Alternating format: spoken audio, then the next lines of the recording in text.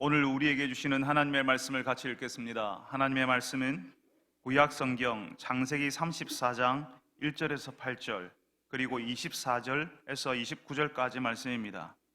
구약 성경, 제가 가진 성경 구약 성경 51쪽 창세기 34장 1절에서 8절 그리고 24절에서 29절 말씀을 저하고 함께 교독하겠습니다. 제가 먼저 1절을 읽습니다. 레아가 야곱에게서 낳은 딸 디나가 그 땅의 딸들을 보러 나갔더니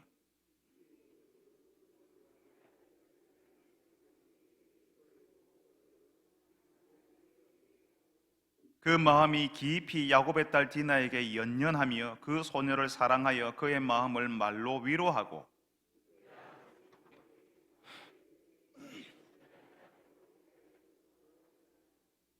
야곱이 그 딸 디나를 그가 더럽혔다 함을 들었으나 자기의 아들들이 들에서 목축함으로 그들이 돌아오기까지 잠잠하였고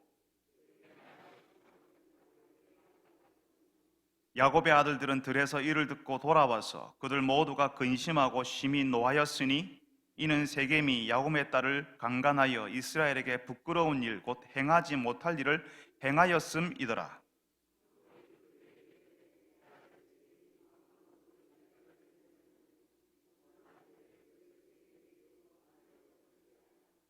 (24절을) 제가 읽습니다. 성문으로 출입하는 모든 자가 하몰과 그의 아들 세겜의 말을 듣고 성문으로 출입하는 그 모든 남자가 할례를 받으니라.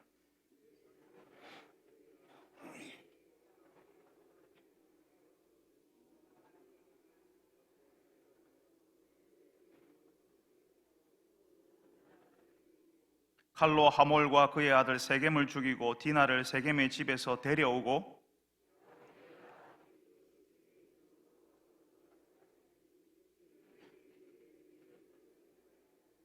그들이 양과 소와 나귀와 그 성읍에 있는 것과 들에 있는 것과 그들의 모든 재물을 빼앗으며 그들의 자녀와 그들의 아내들을 사로잡고 집 속의 물건을 다 노략한지라. 아멘. 여러분, 여러분의 딸이 이제 고등학교를 다니거나 이제 갓 고등학교를 졸업했는데 친구 만나러 간다고 머리에 그루프 말고 입술 빨갛게 칠하고 외출을 한다면 여러분 어떤 마음이 드시겠습니까?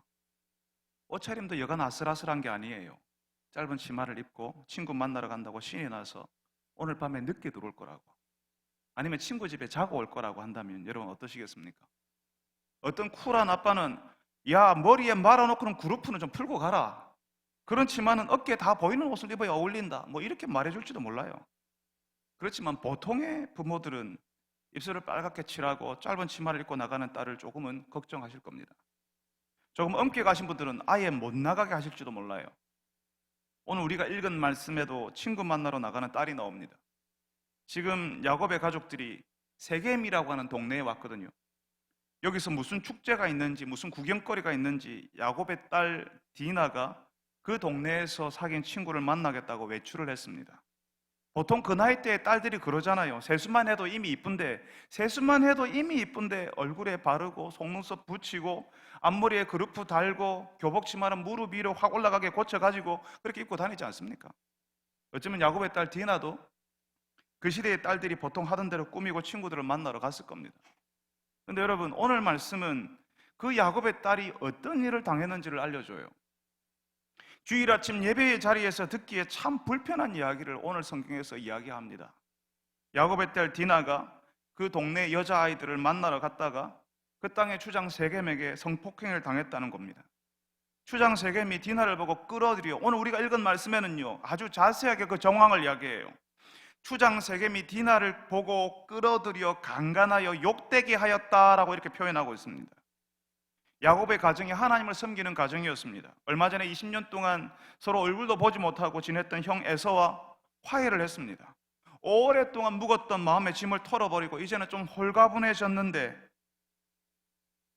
이 가정에 충격적인 일이 다시 한번 벌어진 겁니다. 세겜이라는 동네에 왔는데 거기 추장 세겜이라는 사람에게 야곱의 딸이 야만스러운 일을 당한 겁니다. 그 동네 추장 세겜이 보기에 야곱의 딸 디나가 예뻐 보였겠죠. 아무리 예뻐 보이고 아무리 사랑스러워 보여도 그렇게 폭력적으로 야만적으로 대하면 안 되는 겁니다. 여러분, 사실 어떤 사람과 성적인 관계를 맺는다는 것은 나는 이 사람의 전부를 받아들입니다라고 하는 상징이 그 안에 담겨져 있습니다. 그 사람의 몸을 받아들이는 것이 아니라 그 사람의 전부를 받아들이는 거예요. 그 사람과 연합하는 겁니다. 그러니까 한 사람과 성을 나누는 것은 그 한 사람을 전적으로 받아들이겠다는 언약 아래 이루어져야 하는 겁니다. 그 언약은 결혼의 언약이에요. 나를 받아주고 나도 이 사람에게 받아들여지겠다라고 하는 서로의 언약 가운데서 성이 나누어지는 겁니다. 하나님 앞에서 이 사람을 나의 남편, 나의 아내로 받아들이겠다는 그 언약 아래서 성은 하나님께서 우리에게 주시는 선물이 되는 겁니다. 그렇게 맺은 관계 속에서 성은 그 남편과 그 아내가 서로 더 깊이 사랑하도록, 더 깊은 친밀감을 누리도록 묶어주는 끈의 역할을 하는 겁니다. 그런 언약에 관계없이, 그 사람의 의사와 상관없이 그 몸을 가지려고 하는 것은 그 사람에게 지울 수 없는 상처, 흔적을 남기게 됩니다. 그 사람은 원하지 않는데, 결혼의 언약 가운데 있지 않은데 내가 원하니까 가지겠다고 하는 것은 상대방을 향한 엄청난 폭력이라는 거예요. 그런데 여러분, 어떤 사람들은 야곱의 딸 디나가 오늘 우리가 읽은 말씀대로 그 땅의 딸들을 보러 갔다는 이 구절을 보면서요, 디나가 그 지역의 딸들이 행실이 좋지 못한 여성들이었는데, 디나가 그 지역에 있는 그 딸들이 행실이 좋지 못한 여성들이었는데 디나가 그런 여성들과 어울려 다녔다라고 그렇게 이해를 합니다. 그러니까 누가 거기 딸들과 어울려 다니래?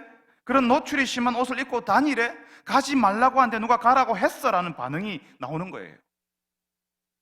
그런 폭행을 한 사람에 대한 비난이 아니라 그런 일을 당한 사람을 향한 비난이 일어나는 겁니다.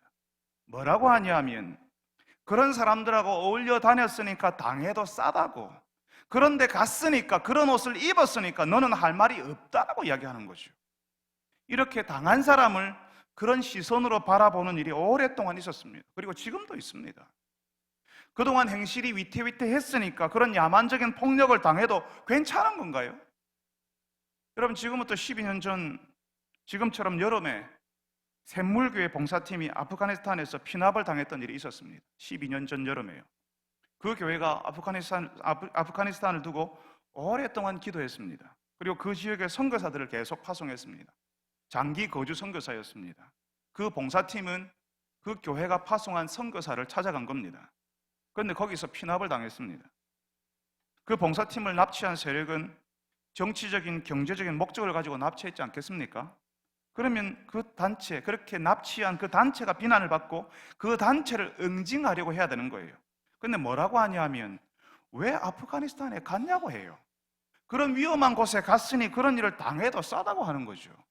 특히 교회 단체가 갔으니까, 선교하러 갔으니까 그런 일을 당해도 좋다고 해버리는 거예요.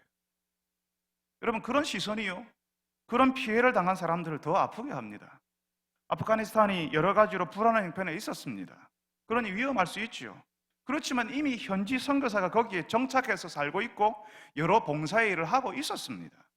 그런 일을 당하고 나니까 위험하다고 판단이 되는 것이지, 그런 위험한 곳에 갔다고 비난하는 것은 옳지 않은 겁니다. 얼마 전에 태국 관광지에서 보트 사고가 나서 여행 갔던 한국 사람이 죽는 일이 있었습니다. 유럽에서 수시로 테러가 일어나지 않습니까? 얼마 전에는 영국 런던에서, 또 얼마 전에는 스페인 마드리드에서, 또 얼마 전에는 우리 교회의 성도들과 함께 갔던 그 성주순례 갔던 터키 광장에서 폭탄이 터졌어요. 수많은 사람들이 죽었습니다. 왜 그런 곳에 가서 그런 죽음을 당했나고 하지 않지 않습니까? 어떤 정치적인 목적을 위해서 전쟁을 선포하고 전투 중에 군인을 죽이는 게 아니잖아요. 무방비 상태인 민간인을 살상하는 겁니다. 이런 걸 테러라고 부릅니다. 그러면 그런 테러 단체를 비난하고 처벌을 받도록 해야 되는 겁니다. 그런데 그런 일을 당한 사람들을 비난하는 것은 옳지 않은 일이라고요. 심지어는 왜 그런 곳에 봉사하러 갔냐고, 왜 선한 일을 하러 갔다는 그 사실조차도 비난을 하는 겁니다. 우리나라에 선교사들이 들어올 때에 우리나라가 정말 힘든 시기였습니다. 우리는 지금 살만하니까 예전에 우리나라가 어땠는지를 잘 몰라요. 우리가 처음부터 우리가 이렇게 잘 살고 있는 줄 알아요. 처음부터 우리가 잘했는 줄 알고 있어요. 정치적으로, 사회, 경제적으로 지극히 불안한 형편 가운데 있을 때였습니다. 일제시대, 나라의 주권이 넘어가고, 그리고 6.25 전쟁, 그 중에 전쟁 고아를 돌보겠다고, 어려운 형편 속에 있는 사람들 도와주겠다고 교회에 헌금을 들고 선교사들이 우리나라에 들어왔습니다. 우리는 그런 선교사들을 처단하는 공산주의자들을 비난해요. 도와주러 온 사람을 비난하는 법은 없다는 거죠. 우리가 그런 도움을 받았으니까 이제 우리도 도우러 가는 거죠. 예수 신앙을 가지지 않는 분들이 그렇게 도우러 다니는 것, 목적을 가지고 자신의 휴가를 반납하면서 자신의 재물을 가지고 그렇게 도우러 다니는 거 보셨습니까? 그러니까 또 어떤 분들이 그러시더라고요. 우리 중에도 도울 사람들이 많다. 한국 땅에도 도울 사람들 많은데 그런데 꼭 외국까지 가서 도와야 되겠냐? 이렇게 하시더라고요. 예, 맞습니다. 그리고 우리 중에도 도울 분들이 많지요. 그래서 우리나라 봉사단체, 구호단체의 거의 90%가요 교회 후원으로 이루어진다고 하지 않습니까? 교회가 후원하지 않으면 우리나라의 구호단체의 대부분이 움직이지 않습니다. 우리 가운데 있는 어려운 분들을 돕는 일은 안 하고 외국으로 나가는 것은 문제 있지요. 그렇지만 우리 가운데 있는 분들에게 관심을 기울이고 섬기고 있습니다. 다만 눈에 안 보이게 모르게 할 뿐이죠. 샘물교회 그 봉사팀이 테러단체에 피납되지 않았다면 교회가 외국으로 도움 주러 다닌다는 사실을 사람들이 알았을까요? 모릅니다. 관심 없습니다. 그런 일이 벌어졌으니까 아는 것이고 온갖 억측을 내놓는 거죠. 장기 선교사는 거기에 사는 사람들입니다. 그 문화를 이해하지 못하면, 그리고 억지로 예수 신앙을 강요한다면 거기 살 수 없습니다.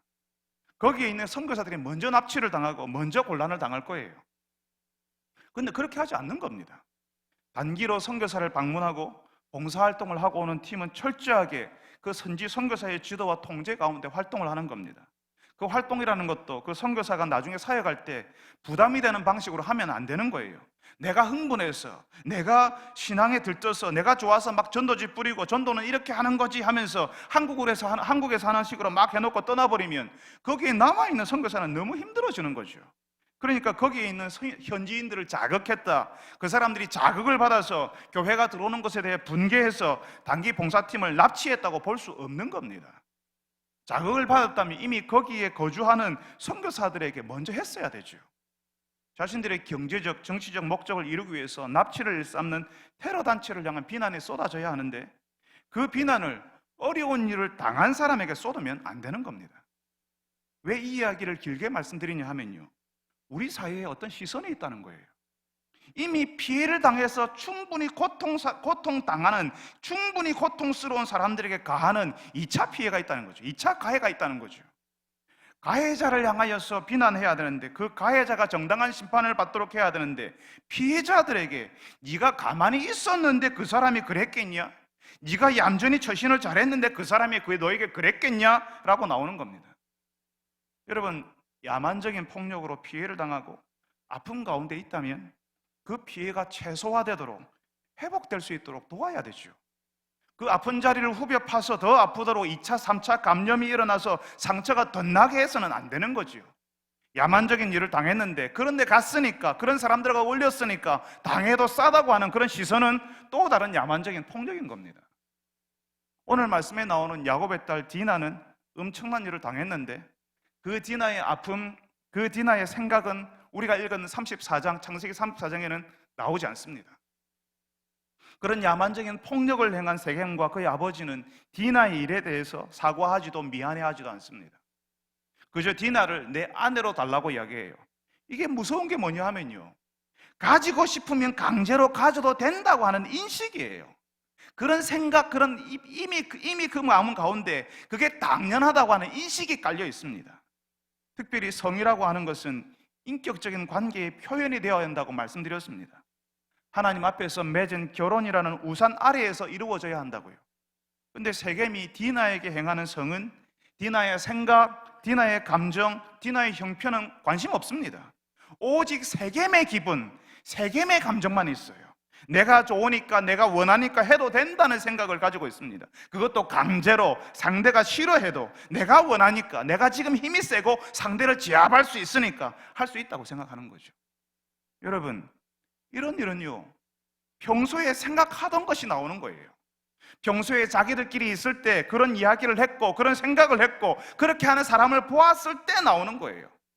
우리 속에 남을 지배하고 내 마음대로 하고 싶어하는 악한 욕망이 우리 속에 다 있습니다. 우리가 하나님을 떠난 죄인이라서 그런 죄의 가능성을 가지고 있어요. 그런데 모든 사람이 그런 욕망을 아무 여인에게, 아무 남자에게 그것도 강제로 풀어놓지는 않거든요. 그런 생각을 하고 그런 이야기를 하면서 그렇게 하는 사람들을 보면서 자기 마음속에 있는 그런 욕망을 키운 사람들, 욕망을 키운 사람들이 그렇게 하는 거예요. 자기 속에 있는 그 늑대와 같은 욕망에다가 계속 먹이를 줘서 그 늑대와 같은 욕망을 크게 키운 사람들이 결국 그런 일을 하는 거라고요. 여러분, 우리가 하나님의 백성들이고 예수 신앙으로 살아가는 사람들이라면 하나님께서 우리에게 허락하신 성에 대해서도 우리가 맺는 관계에서도 야만의 방식을 떠나야 합니다. 이 땅에서 아픔을 당하고 폭력을 당하고 자신의 의사와는 상관없이 평생 지워지지 않을 상처를 입었는데, 그런데 갔으니까 그랬지, 그런 옷을 입고 그런 화장을 하고 그런 시간에 다니니까 그랬지라고 하는 것을, 그것은 야만입니다. 그 고통당한 사람의 시선으로 같이 바라봐 주어야 하는 겁니다. 나의 딸, 나의 아들이 당할 수 있는 고통일 수 있고 내가 당할 수 있는 고통일 수 있다는 사실을 우리가 함께 알아야 합니다. 뿐만 아니라 내 속에 남을 지배하고 내 마음대로 하고 싶어하는 욕망, 심지어는 상대가 원하지 않더라도 내 욕망을 채우려고 하는 야만성이 있음을 알고 두려워하고 부끄러워해야 하는 겁니다. 내 속에 그 늑대와 같은 욕망에 계속 먹이를 줘서 그런 욕망을 키우는 사람들이 아니라 하나님의 성품으로 내 마음을 채우고 하나님께서 내 마음을 새롭게 하여 주시기를 기도해야 하는 겁니다. 사랑하는 여러분들이 고통당하는 자를 조롱하는 야만에서 벗어나는 분들이 되시기를 바랍니다. 내 속에 남을 지배하고 그 사람을 내 마음대로 하고 싶어하는 야만이 있다는 사실을 알고 그 야만을 하나님께서 제어하여 주시기를, 그 야만 대신에 하나님의 성품이 나의 일상에 나타나게 해달라고 기도하시는 여러분들이 다 되시기를 바랍니다. 디나를 억지로 엿보인 그 땅의 주장 세겜과 그 아버지는 야곱을 찾아와서 디나를 아내로 달라고 해요. 말씀드린 대로 디나에게 일어난 아픔에 대해서 공감하거나 미안하다고 사과하거나 하는 일은 없습니다. 여러분, 이런 방식이 왜 고약한가 하면요, 세겜이 야곱의 딸 디나를 범하고는 사랑한다고 하거든요. 그래서 자기하고 살자는 거예요. 이게 너는 이제 버린 몸이다, 소문나면 너 어떻게 되겠냐, 그러니까 나하고 사는 수밖에 없다라고 벼랑 끝으로 밀어버리는 방식이에요. 숙명처럼 자신의 처지를 받아들이게 해서 선택하지 못하게, 그래서 세겜에게 오게 하는 아주 고약한 방식이에요. 이런 방식이 오랜 시간 동안 통했습니다. 말씀드렸죠, 우리 사회가 피해를 당한 사람을 바라보는 희한한 시선이 있다고요. 분명히 피해를 당했는데 어떻게 처신을 했길래 하는 눈으로 바라본다고요. 그리고 그런 피해를 당한 피해자인데 틈이 많은 사람, 해픈 사람으로 여긴다고요. 그런 시선이 두려우니까 그냥 그 사람이 하자는 대로 하는 거예요. 그냥 숙명처럼 자신에게 가해를 했던, 숙명처럼 자신에게 가해를 했던 사람하고 사는 거죠. 그래서 세겜이 자신 있었던 겁니다. 자신이 가해를 해놓고 내가 좋아하니 나하고 살자고 하는 거죠. 그 아버지 보내서 야곱에게 청혼을 하는 거예요. 그저 이왕 이렇게 됐으니까 이번 일로 당신 가족은 여기 머물러 살고 여기서 사업해라, 우리가 편의를 봐줄게, 이런 아주 경제 논리에 입각한 방식으로 이야기를 합니다. 오늘 우리가 읽지 않았지만 10절에 너희가 우리와 함께 거주하되 땅이 너희 앞에 있으니 여기 머물러 매매하며 여기서 기업을 얻으라, 이렇게 이야기를 하는 거죠. 그런데 여러분, 세겜과 그 아버지가 디나와 결혼하겠다고 디나를 달라고 할 때에 야곱의 아들들이 나서요, 더 정확히 말하면 야곱이 레아를 통해서 낳은 아들들이 나섰습니다. 왜 이 아들들이 나섰을까요? 우리가 창세기 34장 일부를 읽었는데, 앞부분과 뒷부분만 읽었는데요, 이 창세기 34장을 자세히 읽어보면 아버지 야곱이 보이지 않습니다. 우리가 읽었던 5절에는 그 야곱이 디나의 소식, 그 참담한 소식을 들었는데요, 이 야곱이요 잠잠했다라고 이야기해요. 여러분, 딸이 이런 일을 당하면 그 가정에서 가장 흥분하고 속상할 사람이 보통 누굴까요? 이게 우리 시대의 정서일 수 있는데요, 보통은 아빠입니다. 우리 교회 딸 키우는 아빠들이 그 딸들을 어떻게 대하는지를 한번 자세히 보세요. 꽃처럼 예쁜 딸이 그런 험한 일을 당했는데 가만히 있을 아빠가 있을까요? 가만히 있는다면 그건 정상적인 아빠가 아닌 거예요. 딸을 보호하고 지키는데 그 딸이 더 아프지 않도록 하는 일에 아빠는 자신의 전부를 던져 놓을 거예요. 그게 일반적인 아빠입니다. 그런데 자신의 딸 디나가 폭력을 당했는데 아버지 야곱이 보이지 않는 거죠. 이 일이 야곱이 레아에게서 이 일에 야곱이 레아에게서 낳은 아들들이 나서는 겁니다. 여러분, 도대체 왜 이러는 걸까요? 여러분, 야곱은 본의 아니게 두 집 살림을 하게 되었다고, 심지어는 자신의 아내들의 여종을 통해서 자녀를 낳게 되었다고 말씀드렸습니다. 엄밀히 말하면 아내가 넷이었던 거예요. 그렇지만 야곱이 사랑하고 아낀 아내는 라헬이라고 하는 여인이라고 말씀드렸습니다. 그러니까 그 라헬과 그 라헬의 소생만 끔찍이 아끼는 겁니다. 근데 디나는 레아에게서 낳은 딸이었어요. 정말 안 그랬으면 좋았겠지만 야곱은 자신의 자녀들을 대할 때에 구분을 하고 그 사랑의 정도, 그 사랑의 표현도 조금 달랐던 겁니다. 그걸 어떻게 아냐 하면요, 이 야곱이 얼마 전에 자신의 형 20년 만에 만났던 형과 화해하려고 할 때에 굉장히 두려워하지 않았습니까?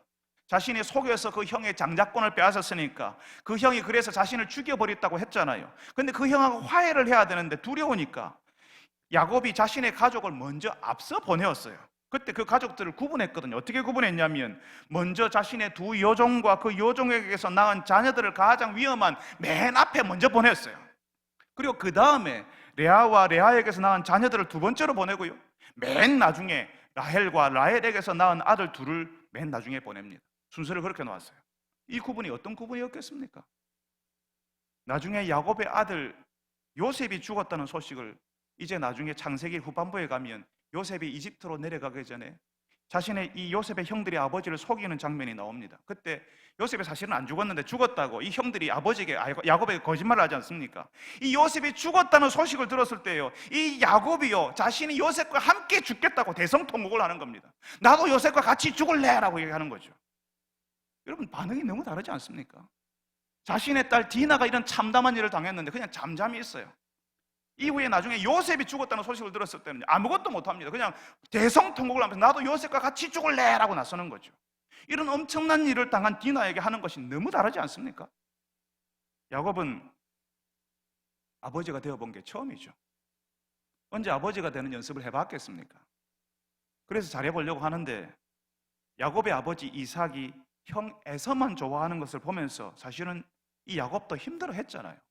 아버지가 형 에서만 좋아하는 것, 그 편애를 보면서 힘들어했는데 나는 그렇게 하지 말자 했지만 그게 첫 단추부터 꼬여버렸던 거죠.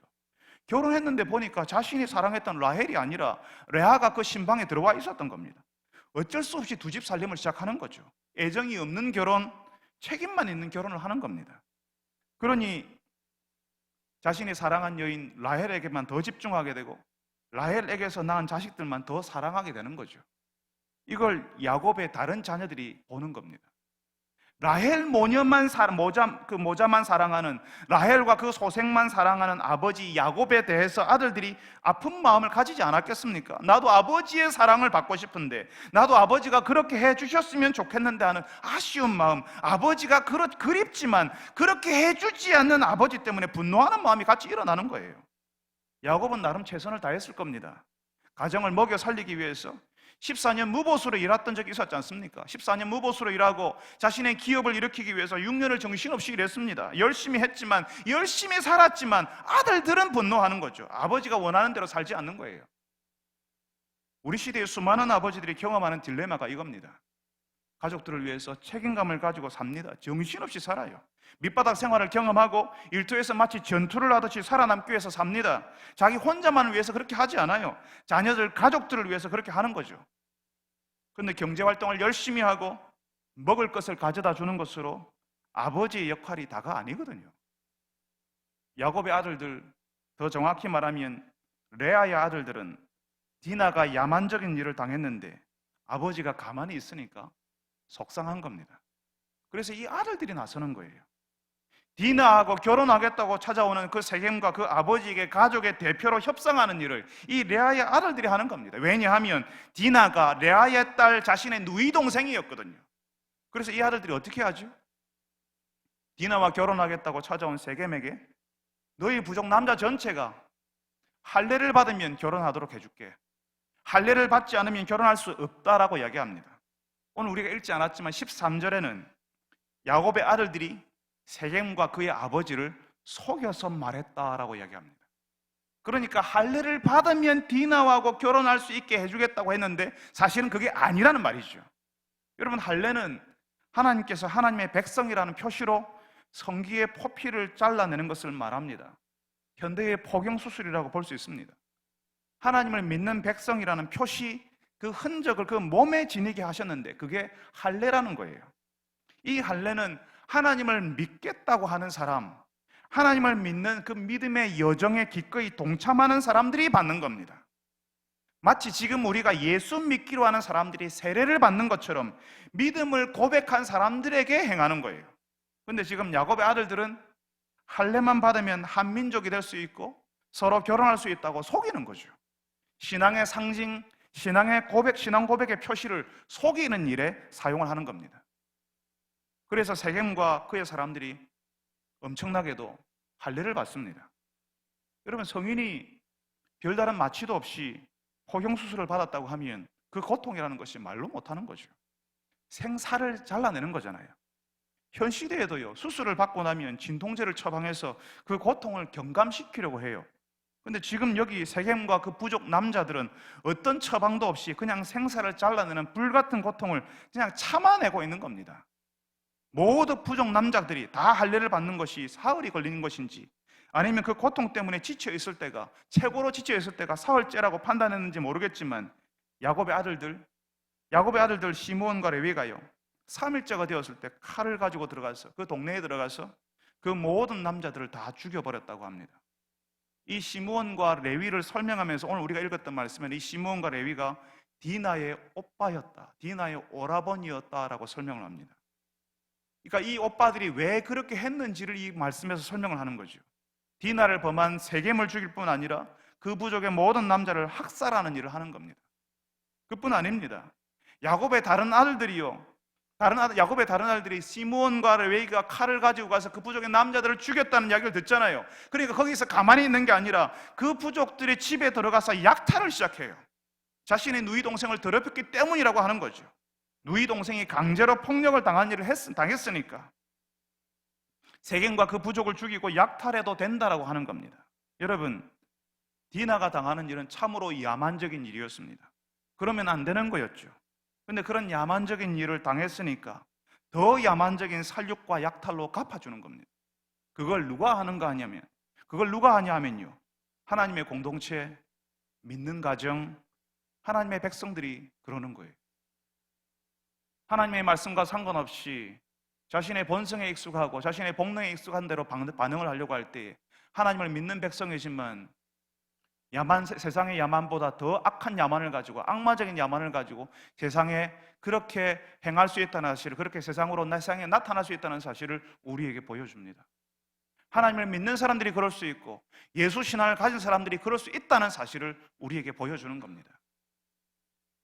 우리는 불의한 일을 당하고 야만적인 폭력을 당하면 갚아주고 싶다는 마음이 들어요. 이번에 일본에서 첨단 소재 수출 규제라는 것을 했지 않습니까? 그러니까 일본의 침략을 경험한 우리나라 사람들이 거의 한마음으로 일본을 규탄하고 일제 물품 불매, 일본 여행 자제 이런 걸로 행동에 나섭니다. 근데 그 갚아주고 싶은 마음이요, 어디까지냐 하면요, 속이 시원해질 때까지예요. 일본에서 첨단 소재 3종을 수출 규제했으니까 우리도 3개만 하자, 이게 아니에요. 그 사람들 버르장머리를 고칠 때까지, 우리 마음이 시원해질 때까지 고통당하고 힘들어하기를, 그 일본 사람들이 고통당하고 힘들어하기를 바라는 거예요. 우리가 한 대 맞았으면 우리는 최소 2대, 3대 때리고 싶고요, 할 수 있으면 10대, 20대라도 때려야 한다고 생각하는 거예요. 내가 한 대 맞았으니까 나도 한 대 때려서 시원해지지 않는다고요.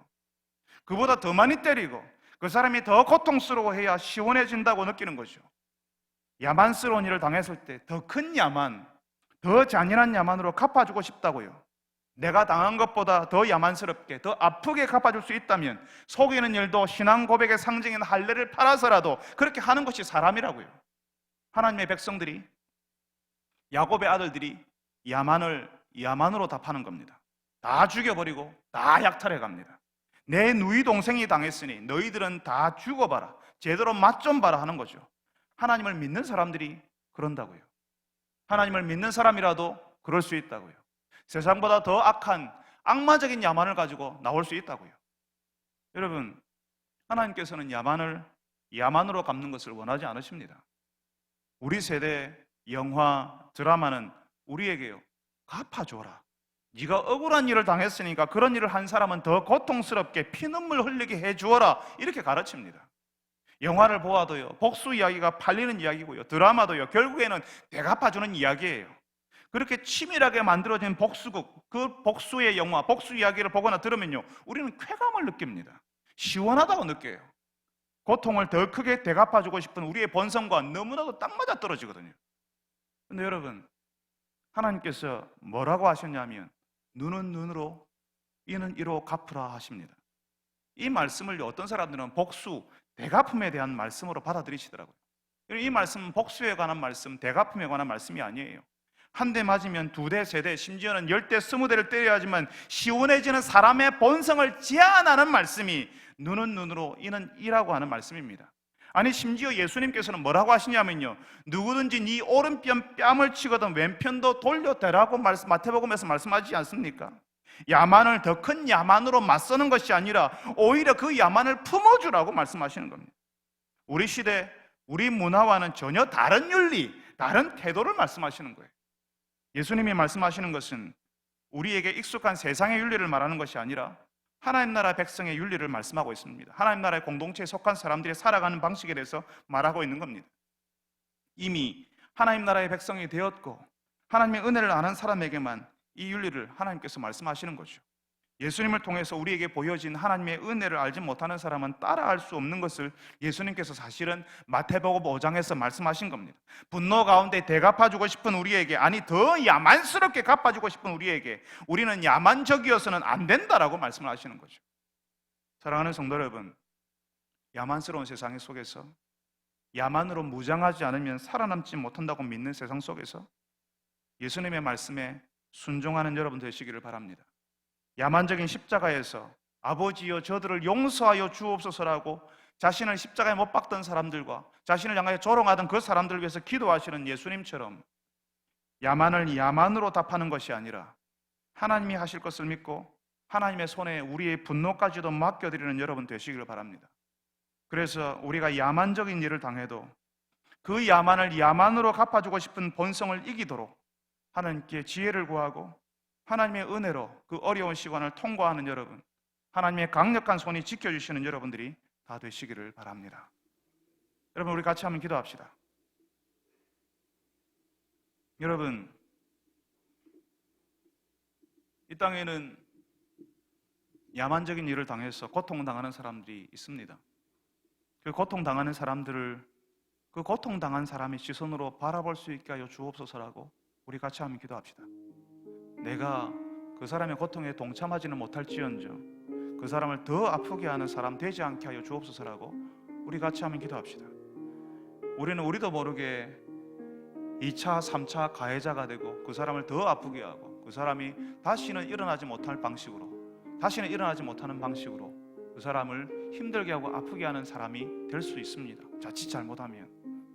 하나님께서 우리에게 원하시는 것은 야만적인 일을 당해서 고통당하는 사람들의 친구가 되고 그 사람이 이웃이 되고 그 사람을 일으키는 사람이 되기를 원하십니다. 여러분, 같이 한번 기도합시다. 주님, 내 주변에 고통당하는 사람들을 그 고통당한 사람의 시선으로 바라볼 수 있게 하여 주옵소서. 더 아프게 하는 사람 되지 않게 하여 주옵소서라고 우리 같이 한번 기도합시다. 여러분, 우리 속에는 악한 욕망이 있습니다. 다른 사람을 지배하고 함부로 하고 싶어하는 그런 야만성이 우리 가운데 있습니다. 주님, 다른 사람을 지배하고 함부로 하고 싶어하는 그 야만성을 제어하고 하나님의 성품이 내 가운데 더 많이 나타나게 하여 주옵소서. 성령 하나님, 우리를 도와주시옵소서. 우리의 성품이 성령의 성품으로 바뀔 수 있게 하여 주옵소서라고 우리 같이 한번 기도합시다. 우리가 야만적인 일, 이 땅에서 야만적인 세상 속에서 억울하고 불의한 일을 당했을 때에도 더욱 야만적인 방법으로 갚아버리는 사람들이 되는 것이 아니라 하나님의 지혜를 구하고 하나님의 은혜를 구하는 사람이 되게 하여 달라고 우리 다 같이 한번 한 목소리로 기도하겠습니다. 거룩하신 하나님 아버지, 오늘도 저희들이 참으로 불편하고 힘든 말씀을 같이 읽고 들었습니다. 주님, 이 땅의 사람들이, 이 땅의 현실이 어떤 것인지를 주께서 우리에게 알려주시고 가르쳐주신 줄 압니다. 이 어려운 현실 속에서 우리가 이 하나님의 백성으로 어떻게 살아야 하는지를 저희들이 같이 듣습니다. 주님, 하나님의 백성이라 할지라도, 예수 믿는 사람이라 할지라도 자신의 분노를 하나님 앞에 내어놓고 그 어려움들을 하나님 앞에 내어놓고 하나님의 지혜를 구하고 하나님의 은혜를 구하지 않으면 이 땅의 야만보다 더 악한 악마적인 야만으로 이 땅의 사람들에게 나타날 수 있다는 사실을 주님이 저희들에게 알려주셔서 감사합니다. 주님, 저희들을 불쌍히 여겨주셔서 고통당하는 사람들에게 고통당하는 사람들의 시선으로 바라볼 수 있게 하시고 내 속의 야만을 제어하고 하나님의 성품이 나타나기를 소원하며 기도하는 저희들이 되게 하여 주시옵소서. 구하 없는 것은 이 불의한 세상을 살아가는 동안 우리가 야만적인 일을 당한다 할지라도 그 야만을 야만으로 갚아버리지 않도록 주님이여 저희들을 인도하여 주시옵시고 지혜를 도하여 주옵시고 하나님의 은혜로 저희들을 이끌어 주시옵소서. 아버지 하나님, 저희들이 이 땅에서 하나님의 백성으로 살아가는 연습할 수 있도록 하나님의 공동체에서 하나님의 성품이 흘러나며 하나님의 은혜가 흘러가는 우리 인생, 우리 일상, 우리의 가정, 우리의 공동체가 되게 하여 주시옵소서.